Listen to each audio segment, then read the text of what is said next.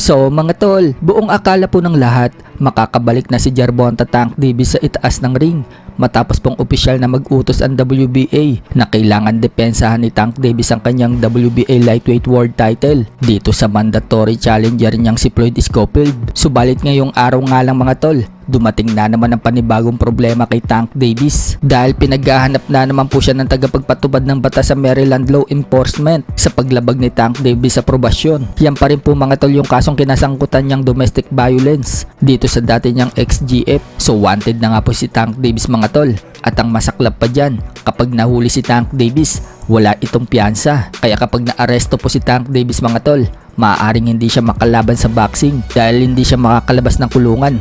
Binabalak pa naman bumalik ngayong taon na ito si Tank Davis mga tol. Hindi natin alam mga tol kung may kinalaman ba yung pagpunta ni Tank Davis sa lugar ni Adrian Broner. Kahapon kasi mga tol, lumitaw po itong si Tank Davis sa lugar ni Broner habang naka-livestream itong si Adrian Broner.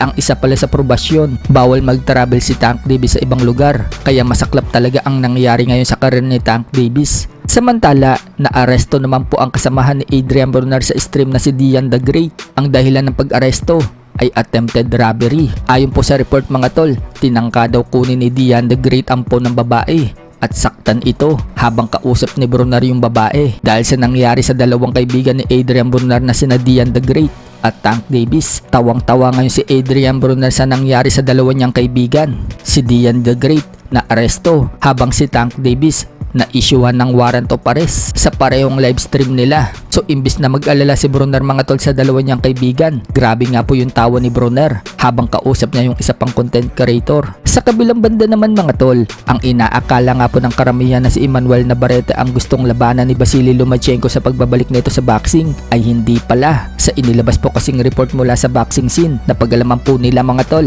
na target pala ni Vasily Lomachenko na kalabanin ng kababayan natin na si Charlie Suarez. Gusto ni Lomachenko na unahin daw itong si Charlie Suarez bago nito harapin si Emmanuel Navarrete. Pero parang lumalabas mga tol, nagagawin lang tune up fight ni Lomachenko si Suarez para sa malaking laban niya dito kay Navarrete. Bagay na hindi nagustuhan ng ibang mga fans. Ang gusto ng mga fans mga tol, labanan muna ni Navarrete si Charlie Suarez at kung sino ang mananalo sa dalawa ay siyang lalabanan ni Lomachenko. Kailangan muna daw kasi mangyari ang rematch ni Suarez at Navarrete dahil sa controversial na fight nila noong una. Sa iba pang balita mga tol, matapos po nating may balita na may nagbebenta na ng lupa para ipampusta kay Casimero sa laban nito sa June 6 sa Japan kontra kay Luis Nery. Subukod nga po sa may nagbebenta ng lupa mga tol, meron din palang nagbebenta ng kalabaw para ipangpusta kay Casimero at meron din nagsasanglanan ng palayan para may ipangpusta. At ang masaklap pa dyan mga tol, pati asawa nila isinasangla na din sa kumpare nila para may ipangpusta kay Casimero. So ganyan po sila kasigurado mga tol na mananalo si Casimero dito kay Luis Nery.